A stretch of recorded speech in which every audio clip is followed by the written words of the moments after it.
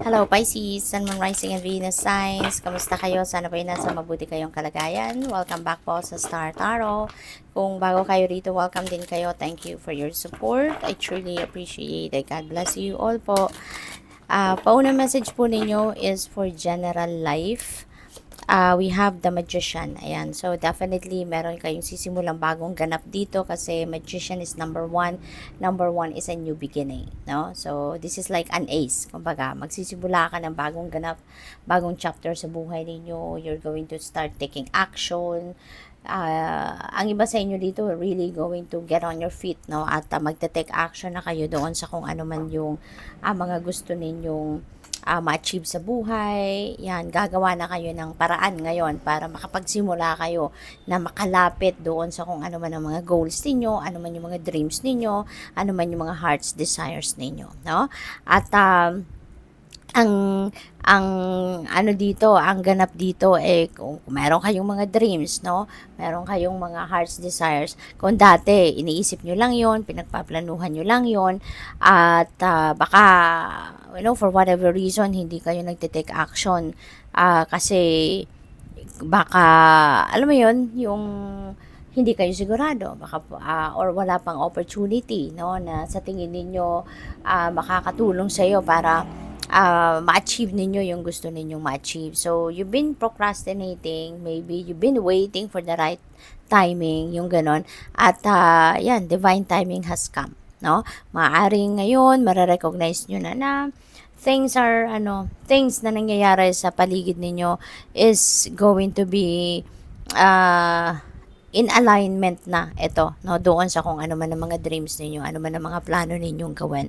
Kaya ngayon siguro magagawa na ninyong simulan, ano, maybe slowly you are going to take action kung ano man ang dapat ninyong gawin. Depende, no, sa inyong mga gustong gawin. Depende sa goals ninyo, depende sa dreams ninyo, but definitely you're going to take the first step sa ngayon para makalapit na kayo doon sa kung ano man ang mga gusto ninyong ma-achieve. So, napakaganda, no? Kasi maglalakas ng loob na kayo sa ngayon at hindi na kayo tatamarin, hindi na kayo magpo-procrastinate, wala na kayong mga pagdududa, pag-aalinlangan, yung ganon. So, pagdating sa inyong money, career, and finances, wow, napakaganda. We have star. Magiging sikat ka ngayon, no? Magiging sikat ka sa kung anumang larangan ito.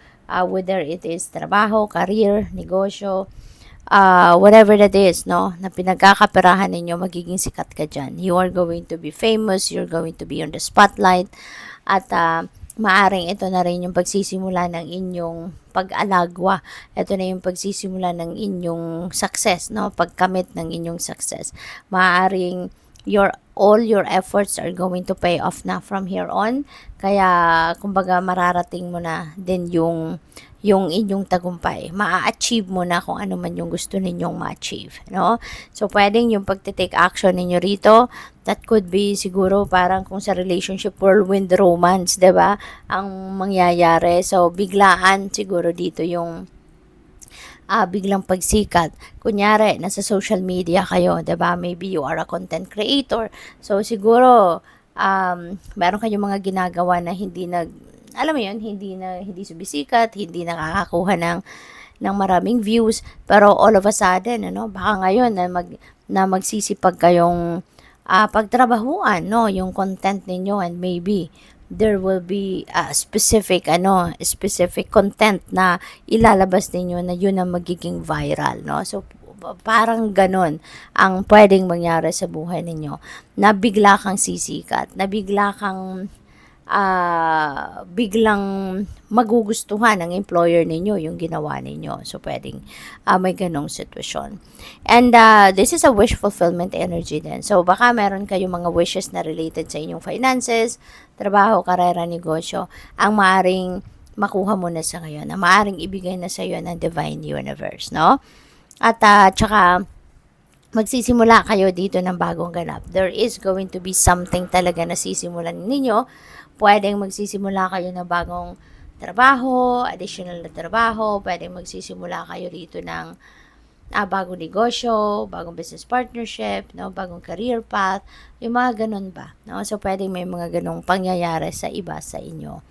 Sa inyong love and romantic relationships, family, friendship, meron tayong Ten of Pentacles. Ayan, so napakaganda kasi parang secured kayo sa inyong relationship, no? Maaaring stable ang inyong relasyon, secured kayo, no, sa inyong relationship, anumang klaseng relationship ang meron kayo sa ngayon, yung parang masaya ka, happy ka, contented ka. Kasi alam mo, no, sigurado ka, you are emotionally secured dito sa kung sino man ang inyong karelasyon, whether that is sa love life or sa pamilya man or sa mga kaibigan man, you are emotionally secured, no? At alam mo, sigurado ka na mahal ka nila, mahal mo sila, maganda ang inyong samahan, yung ganon, no? Pwedeng meron ditong mauuwi, no? Kung kayo ay magjowa pa lang, mag-boyfriend, girlfriend, ganon, or nagliligawan pa lang, pwede na mauwi ito sa marriage. Pwedeng mauwi na sa pagsasama sa isang bubong, 'di ba? Yung yung relasyon ninyo. There's going to be a solid and strong commitment dito na mabubuo between you and your person. So, tignan natin kung ano ang final message ninyo, Pisces. Before that, I would like to say thank you sa lahat ng hindi nag-skip ng ads. Maraming salamat po. At sa mga patuloy na nagsisend din ng super thanks, nagdo-donate sa aking channel, maraming salamat for your generosity. God bless you more. Step out of your comfort zone. Yan, ito yung final message ninyo for today. So, maybe there is an opportunity for you sa ngayon, ano, na lumabas ka na sa inyong comfort zone. Subukan mo na ang mga bagong sitwasyon, bagong experiences, no? You're going to embrace that now. Ito yung sitwasyon na hindi pa ninyo ito nagagawa before. Maaring natatakot kayong gawin ng mga ganitong bagay, but ngayon, maglalakas ka na ng loob na it's about time na for you to grow as a person. This is the time na para mag-grow ka as an empleyado, as a worker, yung ganon, ano? So, hindi ka na ngayon magsisettle lang sa kung ano lang yung komportable ka, kung ano lang yung nakasanayan mong gawin.